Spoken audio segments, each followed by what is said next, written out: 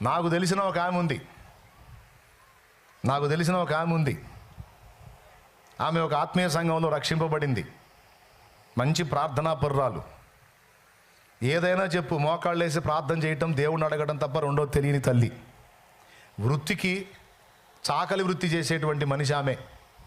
అంటే ఇళ్ళమ్మటి తిరిగి వాళ్ళు ఇడిచిన బట్టలు తీసుకొచ్చి, మూటలు గట్టి తీసుకొచ్చి, వాక్కి తీసుకెళ్ళి ఉతికేసుకునేటువంటి పరిస్థితి, రజక వృత్తి ఆమె. కానీ దేవుణ్ణి నమ్ముకుంది.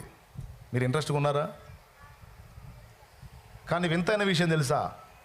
అలాంటి కుటుంబానికి చెందిన ఆమె రోడ్డు మీద నడుస్తూ వెళ్తుంటే మంచాల మీద కూర్చున్న మగోళ్ళు లేచి నిలబడతారు. రియల్గా జరిగింది. మళ్ళీ ఈ కులం ఆ కులం అని లేదు. ఆమె ఏ బజార్లో గుండా పోతే ఆ బజార్లో మగోళ్ళు మంచాల మీద కూర్చున్న వాళ్ళు, అరుగుల మీద కూర్చున్న వాళ్ళు లేచి నిలబడతారు.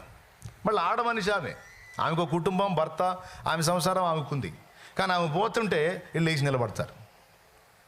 ఎందుకో తెలుసా? ఊరు మొత్తానికి తెలుసా ఆమె ప్రార్థన చేస్తే దేవుడు కదిలి చేసిన కార్యాలు ఆ ఊరిని గుప్పుమని ఎలా చేశాయి. దేవునికి స్తోత్రం కలుగును గాక. ఎలాంటి కార్యాలు తెలుసా? గేదె పాలి లేదనుకో, 2 రోజుల నుంచి పాలి లేదనుకో, పల్లెటూళ్ళలో మరి పశువులే కదా వస్తారు. ఇట్లా గేదె పాలి ఎట్లేదంటే పోయిద్ది,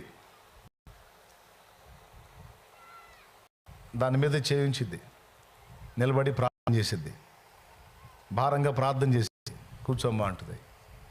కదలకుండా గేదె పాలు ఇచ్చిద్ది. ఇంక మళ్ళీ తినటం అనేది ఉండదు, సైలెంట్గా పాలు ఇవ్వాల్సిందే. తేలు కుట్టిందని వస్తారు, ఎగురుకుంటా. తేలు కుట్టితే ఎట్టుంటుంది తెలుసా మీకు? ఎంతమందిని కుట్టింది? చేతులు ఎత్త. భలే హాయిగా ఉంటుంది అంట తేలు కుడితే. నొప్పి, సలుపు, భయం ఉంటుందంట, ఎగరటమే. అప్పుడు తేళ్ళు ఎక్కువ. ఆ తేలు గుళ్ళు వస్తారు. వస్తే వాడు ఎగురుకుంటా వచ్చేవాడు కూడా. బాగా వినండి అమ్మ, ఆడవాళ్ళు వినండి, మగవాళ్ళు కూడా వినండి. ప్రార్థన చేస్తే జీవం ఎలా ఉంది, దైవ శక్తి ఎలా పనిచేసేది అనేది చెప్తున్నాను నేను. ఎగురుకుంటా వచ్చినవాడు కూడా నూనె తీసుకొని యేసు రక్తం చేయమని చెప్పి అక్కడ రాసి ప్రార్థన చేసి, అంతలావని ఎగిరేవాడు ఈ ప్రార్థన సరిగ్గా సైలెంట్గా కూర్చుంటాడు. అంతలావని ఎగిరేవాడు గందరగోళం అయిపోయాడు. ఈ ప్రార్థన ఆమేన్ అనేసరికి కదలకుండా కూర్చుంటాడు. తెలుసా? ఆ విషయం దిగిపోయింది. అలాగున ఆ ఊరు మొత్తంలో ఏ ప్రాబ్లం అయినా, జ్వరమైనా, రోగాలైనా, ఏ ఇబ్బంది అయినా సరే ఆమె దగ్గర రావటం, ప్రార్థన చేయించుకోవటం. భర్త గమనిస్తూ ఉన్నాడు. ఆయనకేమో యేసు ప్రభు తెలియదు. ఆయన ఏమనుకుంటున్నాడంటే మా ఆవిడ మంత్రగత్తి అనుకుంటున్నాడు. రోజు అడుగుతాడంట, ఆ మంత్రం ఎందుకు చెప్పవే నాకని. మంత్రం లేదు, పాడు లేదా, యేసునామంలో ప్రార్థన చేస్తానంతే, ఏ మంత్రం లేదు, పాడు లేదు, నా ప్రభు శక్తి వాళ్ళని తాగుతుంది, స్వస్థత పొందుతున్నారు అంతేనయ్యా అంటే ఎగిరితంతాడంట. తెలుసా? నా దగ్గర నాటకాలు ఆడతావే, భర్త దగ్గర దాచొచ్చా? నా దగ్గరే దాస్తున్నావు అంటే మామూలు దానివి కాదు, నువ్వు ఏం దాచావో నా దగ్గర అని కొట్టేవాడంట. మళ్ళీ ఎవడన్నా తేలు కుట్టినోడు వస్తే ఆయన కళ్ళ ముందే అక్క తేలు కుట్టింది అక్క అనుకుంటా వస్తే ఆమెతో నూనె రాసి ప్రార్థన చేస్తే ప్రార్థన ఆమెననేసరికి అక్కడ తగ్గిపోతుంది. మళ్ళీ బాత్రూంలో బకెట్ తీసుకెళ్ళి నీళ్ళు పెడతాడంట. ఆమె పోసుకునేటప్పుడు ఆమె బకెట్ నీళ్ళు తీసుకెళ్ళి, ఇదిగో నీ భర్తనై ఉండి నేను నీళ్లు మోస్తున్నాను, ఆ మంత్రం ఎందుకు చెప్పవే అంటాడంట. అప్పట్లో ఈ మంత్రాలు ఉండే ఆయన ఏమనుకుంటున్నాడంటే ఆవిడ మంత్రగత్త అనుకుంటున్నాడు. ఆమె చెప్పింది ఒకటే సమాధానం, ఏ మంత్రం లేదయ్యా, ఏ తంత్రం లేదు, నా ప్రభు నామంలో శక్తి అయ్యా, అది యేసు నామంలో ఉన్న బలం, అది ఆ నామం అన్ని నామముల కంటే పైనామము, ఆ నామం ఎత్తి ప్రార్థన చేస్తే దాని వల్ల జరుగుతున్న ప్రభావం ఇది. నీకు అర్థం కావట్లేదు నేను చెప్పినా, నాకు మంత్రాలు తెలియచావయ్యా, నేను అసలు ఆ సెక్షన్ నాది కాదు అని ప్రార్థన చేసుకునేదాన్ని, నాకేం తెలుసా ఈ మంత్రతంత్రాలు. మళ్ళీ పటాపటా కొట్టేవాడు, నా దగ్గర దాస్తావని. ఒకరోజు పొలానికి వెళ్ళాడు, బామ్మర్ది వరుస అయ్యేవాడిని తీసుకొని పొలానికి వెళ్తే ఆ పొలంలో పని చేస్తుంటే, ఆ పని చేసేటప్పుడు ఈ బామ్మర్ది వరుస అయ్యేవాడికి మండ్రగబ్బ కుట్టింది. వాడు ఎగటం మొదలు పెట్టాడు, బాగా అయిపోయింది నా పని అని. కొంతమందికి ధనుర్వాతం అనే జబ్బు ఉంటుంది. కాస్త ఇట్లాంటి వాతపు ఒళ్ళు ఉన్నోళ్ళు, ఇట్లాంటి జరిగినప్పుడు ప్రాణాలు కూడా పోయే అవకాశం ఉంటాడు. తలకిందులు అయిపోయి కళ్ళు దేలేశాడు. ఏందిరా ఇది పుట్టింది బావా అని చూస్తే అది మండ్రగబ్బ. అది ఏం కాదురా అంటే ఇటు తేలేస్తున్నాడు కళ్ళు. అయిపోయింది బావ, నేను బతకను బావ అని చెప్పి తీసుకెళ్ళి చెట్టు కింద బండేసి, ఇంటికి పోదాంరా, మీ అప్పగా అప్ప ఏదో అంటదరా, 4 ముక్కలు అంటది, ఊరకనే దగ్గర ఎందుకు భయపడతావు అంటే, ఏ కాదు బావా, ఆడదాకా వచ్చే పరిస్థితి లేదు, నా పని అయిపోయింది అంటున్నాడు. అప్పుడు ఏం చేయాలా, ఈయనకి అర్థం కాక ఆ తలగొడ్డు తీసి, ఆ పారాడబడేసి తలగొడ్డు తీసి మెడలో వేసుకొని, కాలువలు బారతాయిగా పొలాల్లో, ఆ కాలువ దగ్గరికి వెళ్ళి కాళ్ళు చేతులు కడుక్కొని దోసెడితో నీళ్లు తీసుకొచ్చి ఆడికి ఏడైతే తేలు గుట్టిందో ఆడబోసి వాళ్ళ ఆవిడ మోకాళ్ళు వేసిద్దిగా, అట్నే మోకాళ్ళు వేసి అప్పుడు ప్రార్థన చేస్తున్నాడంట. ఏమన్నా తెలుసా, నా భార్య దేవుడు అయిన యేసు ప్రభువా, నా భార్య దేవుడు అయిన యేసు ప్రభువా, నీకు ఎట్ట చెప్పాలో ఏం చేయాలో నాకైతే తెలియదు, ఆ అమ్మకి తెలుసు, నాకు తెలియదు. వీడు చచ్చేటట్టు అదురుపోయి, దయచేసి ఇన్ని బాగు చేయి, ఇన్ని స్వస్థపరచు, వీడికి ఆ విషయం విరిగిపోవాలి యేసు ప్రభువా, యేసు ప్రభువా అని చెప్పని ఇక మొత్తుకుంటున్నాడు. అది ఇంత వాడు నిద్రపట్టాడు.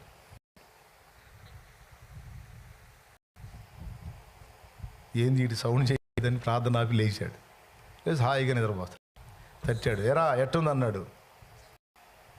బావా నీకు కూడా మంత్రం అన్నాడు వాడు.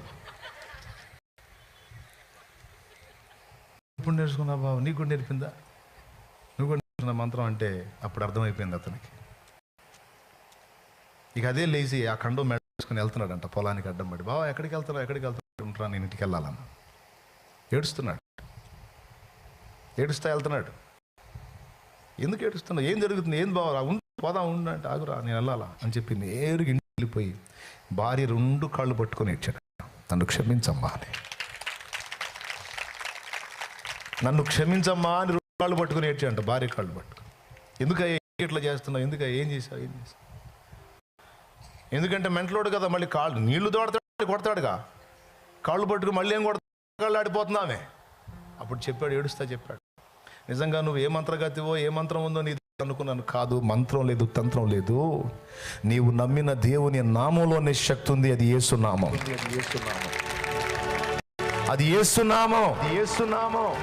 ఆ ఊర్లో మొదటి సేవకుడు ఆయన అయ్యాడు. ఆమె భర్త మొదటి సేవకుడు అయ్యాడు. ఆయన ఆమె ఇద్దరు కలిసి సేవ చేసి అనేక దేవుని కొరకు సంపాదించారు. ఆ ప్రాంతంలో క్రీస్తుకు సాక్షులుగా నిలబడ్డారు. దేవుని కొరకు త్యాగపూరితమైన బుద్ధి కలిగి ప్రతిష్ట కలిగి మనం నిలబడితే మనలోకి వస్తాడమ్మా. ఆయన నివాసం ఉంటాడు. పరిశుద్ధాత్ముడు మన అభిషేక రూపమై ఉండి మనం తాకిన వ్యక్తుల్ని స్వస్థపరుస్తాడు. మనం అడుగుపెట్టిన స్థలమును ఆశీర్వదిస్తాడు. మనం అడుగుపెట్టిన ఇళ్లను ఆశీర్వదిస్తాడు. మనం మాట్లాడిన వ్యక్తుల హృదయాల్లో మార్పు తీసుకొస్తాడు. ఎక్కడ మనం నిలబడితే అక్కడ ఆయన సన్నిధిని ప్రత్యక్షపరుస్తాడు. సచ్చినా బతికినా అలాంటి బతకాలి. సమాజానికి 10 మందికి దీవెనకరంగా 4 ఆత్మల్ని రక్షించే విధంగా బ్రతకాలి. ఎవరికి ఉపయోగం లేని బతుకు ఎందుకు? సరైన భక్తి ఆత్మీయత లేని బతుకు ఎందుకు?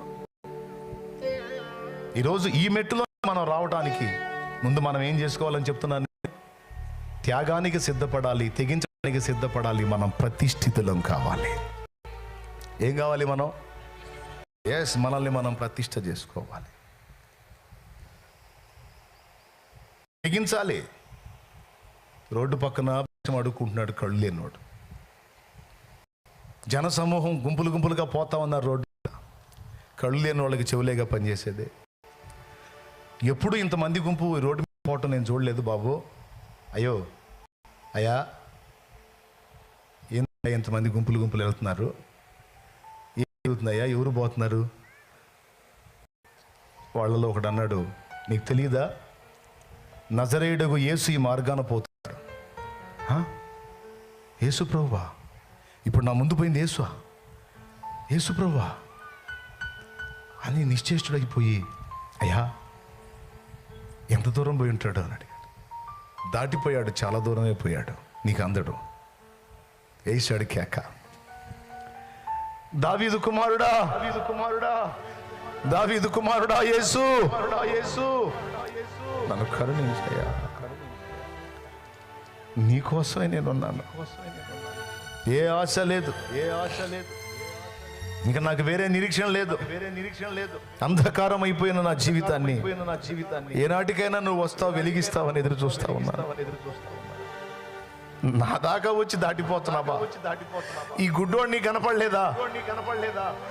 ఈ బలహీనుడు నీ కనపడలేదా? ఈ అవమానాల్లో బతికేవాడు, ఈ దరిద్రుడు, ఈ దీనుడు నీ కనపడలేదా? నా దాకా వచ్చి నన్ను దాటిపోతావా ప్రభు? వేసాడు, కేకలేస్తా ఉన్నాడు. కేకలేస్తూ ఉంటే కొంతమంది వచ్చారు. కొంతమంది వచ్చి, రేయ్ గుడ్డోడా, నోరుమై, ఆపురా నీ అరుపులో, అయ్యా ఆయనకి వినపడావు, చాలా దూరం వెళ్ళాడు, నోరుమై ఆపో అని కేకలేస్తున్నారు వీళ్ళు ఆడి మీద.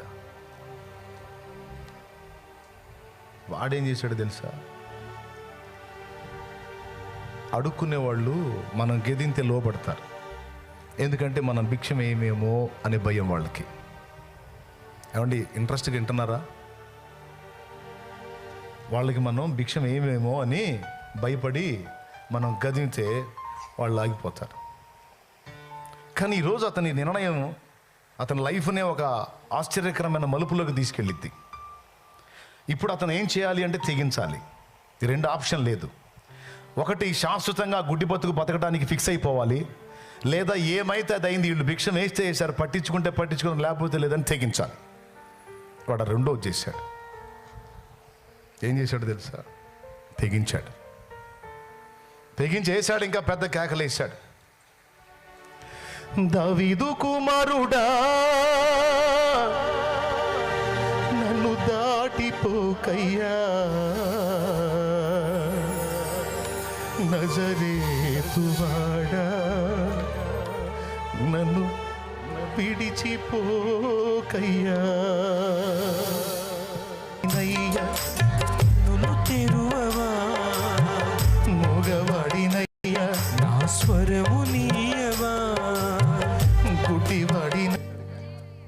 ఏమండి, వాడు ఎందుకు తెగించాడో తెలుసా?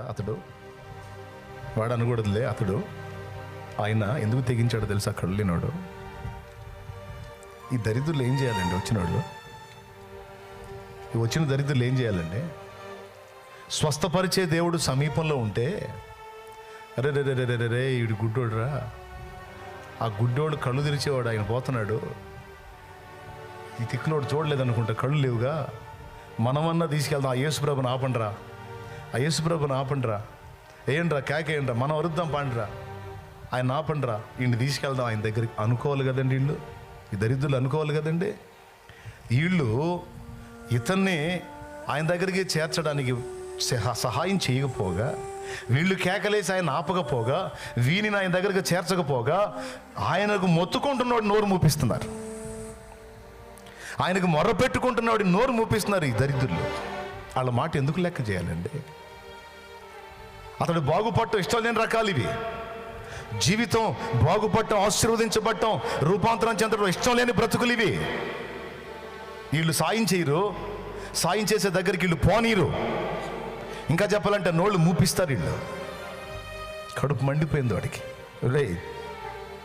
రే నా గుడ్డి బతుకు మీకు అర్థం కావాలంటే మీ కళ్ళు పోతే మీకు అర్థమవుతురా? నా కంచంలో ఏముందో నాకు తెలియదురా. అరే ఇంత నలుసుబడ్డా మీరు తీసుకొని తింటారు, కానీ నా కంచంలో ఈగలు పడ్డాయో, దోమలు పడ్డాయో, చీమలు పడ్డాయో నాకు తెలియదురా. మిడతలు పడ్డాయో, ఏం పడ్డాయో తెలియదురా. నేను అలా కలుపుకొని తింటా ఉంటే అది నా పంటి కింద పడి నాకు అర్థమైనప్పుడు, నా నోరు వాసన వచ్చినప్పుడు, అయ్యో ఏదో పడినట్టుందని అన్నాన్ని పక్కన పెట్టుకుని ఏడ్చుకుంటా చేతులు కడుక్కుని ఉంటారా. నేను నా బాధ మీకు తెలుసురా. కళ్ళు లేని అంధకారపు బ్రతుకు, నా జీవితంలో వెలుగు చూడలేదురా. నేను కనీసం నన్ను కన్నా తల్లి ముఖం నాకు తెలియదు, నా తండ్రి ముఖం, నా ముఖం కూడా నాకు తెలియదురా. రోడ్డు మీద వస్తుంటే కళ్ళు ఉన్నోళ్ళు గేదెలు వస్తున్నాయి, అయ్యో వస్తున్నాయి, వస్తున్నాయి, పక్కకు తొలుగుతారా, నాకు తెలియదురా. ఎక్కడ గుంటుందో ఎక్కడ మెరకుందో నాకు తెలియదురా, ఎక్కడ పశువులు నా మీదకి వచ్చి పడతాయో నాకు తెలియదురా. ఎన్నోసార్లు పశువులు నీటినప్పుడు కింద పడి కాళ్ళు దెబ్బతిన్నాయి. గుంట మెట్ట అర్థం కాక పడి ఎన్నోసార్లు నా మోకాళ్ళు కొట్టుకుపోయింది. కన్నీళ్ళు రా నా బ్రతుకు, శాపం రా నా బ్రతుకు, ఏడుపు రా నా బ్రతుకు. నా కళ్ళు వెలిగించేవాడు, నన్ను బాగు చేసేవాడు నా ముందుగా పోతుంటే నా కోసం ఆయనను కేక వేసి ఆపకపోగా, నన్ను ఆయన దగ్గరికి చేర్చకపోగా, దరిద్రులారా నా నోరు మూపిస్తారా? మిమ్మల్ని నేను ఎందుకు లెక్క చేయాలరా? నేను మిమ్మల్ని నమ్మను, నేను ఆయననే విశ్వసిస్తాను, నేను ఆయననే నమ్ముకుంటాను. ఎందుకంటే మీలాంటి కఠినుడుగా ఆయన దయగలవాడు. ఎంతో మందిని బతికించినోడు, బాగు చేసినోడు, స్వస్థపరిచినోడు. నా మొర వినడా అని మళ్ళీ పెద్దగా అరిచాడట. దావీదు కుమారుడా అని ఇంకా పెద్దగా వేశాడు. ఆగిపోయాడు యేసయ్య. విశ్వాసాన్ని సిగ్గుపరచని దేవుడు నా దేవుడు, నమ్మికను వమ్ము చేయని దేవుడు నా దేవుడు. ఆయన పేరు నజరేయుడగు యేసు. ఆగిపోయాడు. చక్క నడిచేవాడు టక్కున ఆగిపోయాడు. ఆయన వెనక పెద్ద గుంపు, జనసమూహం, గోల. ఇంత గోలలో ఆ దీనుడి ఆర్తధ్వని విన్నాడు.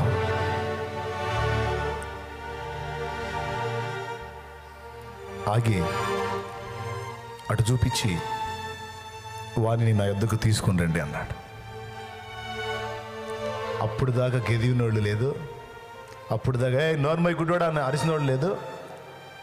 బాయ్ ఆయన ఆగాడా నీకోసం రమ్మంటున్నాడు. పద పాపం, పద పాపం, కళ్ళు లేనోడి బాగు చేస్తాడులే, పద. ఒరే అప్పుడు అంతకుముందే గదివి తిరిగదురా, అంతకుముందే గోల్ చేసి తిరిగి గందరగోళం చేస్తే నోరుమై నీకు భిక్షమేమంటే. ఇప్పుడే ఆయన ఆగేసరికి, నా కోసం ఆగేసరికి దయ కలిగిందా నా మీద? సర్లే పండి. ఆయన నిన్ను పిలుస్తున్నాడు, నీ కోసం ఆగాడు అనేసరికి ముందు ఏం చేశాడో తెలుసా? ఫస్ట్ కేకేశాడు. కేక వేయటానికి తెగించాడు, ఆర్తధ్వని చేశాడు. దాన్ని అడ్డగించే వాళ్ళు వస్తే వాళ్ళకి ఎదిరించి తెగించి ఇంకా ఆర్తధ్వని ఎక్కువగా చేశాడు. యేసు నీ కొరకు ఆగాడు, నిలిచున్నాడు అన్న విషయం తెలుసుకుంది. రెండో పని ఏం చేశాడో తెలుసా? చేతిలో ఉన్న కర్ర పరుచుకొని అడుక్కుంటాడు కదా బట్ట, అప్పటిదాకా ఆ గుడ్డితనానికి ఆధారమైనవి ఏవైతే ఉన్నాయో వాటిని ఇస్సిరి అవతల పడేశాడు. ఎందుకో తెలుసా? విన్నాడు నా ఆర్తధ్వని, వస్తాయి నా కళ్ళు. విన్నాడు నా ఆర్తధ్వని, ఆగాడు నా ప్రభు. మారిపోయింది ఇక నా జీవితం, మారిపోయింది ఇక నా జీవితం. కళ్ళు వచ్చినప్పుడు కదా అవన్నీ పారేయాల్సింది. ఒక్కసారి ఆలోచించండి, కళ్ళు వచ్చినప్పుడు కదా అవన్నీ పారేయాల్సింది. ఇదేంది రాకుండానే పారేశాడు? ఒకవేళ ఆయన కళ్ళు ఇగిపోతే ఏమైంది? ఆ అనుమానం అతనికి లేదు, ఆ అనుమానం అతనికి లేదు. విశ్వాసం ఉంది. ఈరోజు మనలో అలాంటి నిశ్చయిత ఎంతమందికి ఉంది? ప్రార్థన చేసి ఆర్తధ్వని చేస్తాం, ఆర్తధ్వని ఆయన దగ్గరికి వెళ్ళింది, జవాబు వచ్చింది ఖాయము అనే నిశ్చయితతో వాడు తెగించినట్టు తెగించే వాళ్ళు ఎంతమంది? 3 తెగించాడు. మొట్టమొదటిది దాటిపోయాడు, ఇంకేం అందుతాడు అనుకోలేదు. వేద్దాం కేక, వినపడ్డ కాడికి వినపడిద్దని పెద్దగా కేక వేయటానికి తెగించాడు. రెండవది అడ్డగించే వాళ్ళని ఎదిరించడానికి తెగించాడు. మూడవది ఆ పాత స్థితిని, ఆ పాత గతిని, ఆ పాత అనుభవాల్ని విసర్జించడానికి ఇష్టపడ్డాడు. పాత అనుభవాలని, ఆ పాత శాపగ్రస్తమైన జీవితాన్ని ఇక నాకు అక్కర్లేదు, నా ప్రభు నా స్వరం విన్నాడు, నా కోసం ఆగాడు, నేను ఆయన దగ్గరికి వెళ్ళిపోతాను, నేను ఆయన దగ్గరికి వెళ్తాను. నా జీవితం విప్లవాత్మకంగా మార్చగలిగే సమర్థుడు నా కోసం నిలబడ్డాడు, నేను ఆయన యందు విశ్వాసం ఉంచుతున్నాను, నేను ఆయన మీద ఆనుకుంటానని ఈ ప్రాచీన అనుభవాలన్నీ విసర్జించాడు. ఈరోజు ఇక్కడ కూర్చున్న మీతో నా దేవుడు మాట్లాడుతున్నాడు. ఇక్కడ కూర్చున్న మీతో నా తండ్రి మాట్లాడుతున్నాడు. ఈరోజు నీ కోసం ఆయన నిలిచున్నాడు. ప్రభువుకి నువ్వు కావాలి, ప్రభువుకి నువ్వు కావాలి. నీ జీవితం ఆయనకు అందుబాటులోకి వస్తే ఆయన రక్తంతో నిన్ను కడిగి పరిశుద్ధపరిచి నూతనమైన జీవాన్ని నీకు ఇచ్చి సమాజానికి ఆశీర్వాద కారణంగా, సమాజానికి దీవెనకరంగా, అనేక మందికి నువ్వు ఒక ఆశీర్వాదంగా మారేటట్టు నిన్ను చేయడానికి నా ప్రభు నీ కోసం ఎదురు చూస్తున్నాడు. నా ప్రభువుకి నువ్వు కావాలి అంటున్నాడు ఆయన. తెగించగలవా యేసయ్య కోసం? ప్రాచీన జీవితాన్ని విసర్జించి నూతన జన్మ అనుభవంలోనికి రావడానికి తెగించగలవా? నీ జీవితాన్ని యేసు ప్రభు చేతికి అప్పగించడానికి తెగించగలవా? నా యేసు ప్రభు మాట విని ప్రతిష్ఠితుడవై, ప్రతిష్ఠితురాలివై, పవిత్రత కలిగి అనేకుల కొరకు ప్రార్థన చేసే వ్యక్తిగా, సమాజాన్ని వెలిగించగలిగే వ్యక్తిగా నిన్ను నువ్వు ప్రతిష్ఠ చేసుకోవడానికి తెగించగలవా? నువ్వు అలా తెగించి నిలబడితే నిన్ను వెలిగించడానికి నా దేవుడు సిద్ధం. 2006వ సంవత్సరంలో నేను నిలబడ్డా. నా ప్రభువా, ఇదిగో నేను సిద్ధపడుతున్నాను ప్రభువా, నువ్వు చెప్పిన వాటన్నిటిని నెరవేర్చడానికి నేను తెగిస్తున్నాను తండ్రి అని నిలిచాను. ఆ రోజు నుంచి ఈ రోజు దాకా ఆయన కృపతో నన్ను నింపి ఆయన దయతో వాడుకుంటున్నాడు నా ప్రభు. హల్లెలూయా. దానికంటే ముందు ఒకదానికి తెగించాను. నా కుటుంబ సభ్యులు ఎవరు మారలా. 2002 ఏప్రిల్ 17వ తారీఖున యేసు ప్రభుని నా సొంత రక్షకునిగా అంగీకరించి మారు మనసు పొంది పాప క్షమాపణ నిమిత్తం బాప్తిస్మం పొంది నా పాపిష్టి జీవితాన్ని కడిగేసుకొని క్రొత్త జన్మ అనుభవంలోనికి రావడానికి తెగించాను. అది మొదటి తెగింపు. నా ఫ్యామిలీ ఏమనుకుంటారో, నా ఫ్రెండ్స్ ఏమనుకుంటారో, ఎవడేమనుకుంటాడో, నా బంధువులు ఏమనుకుంటారో తీసి అవతల పెట్టేశా. 25-30 మొక్కులు ఉన్నాయి దాదాపు.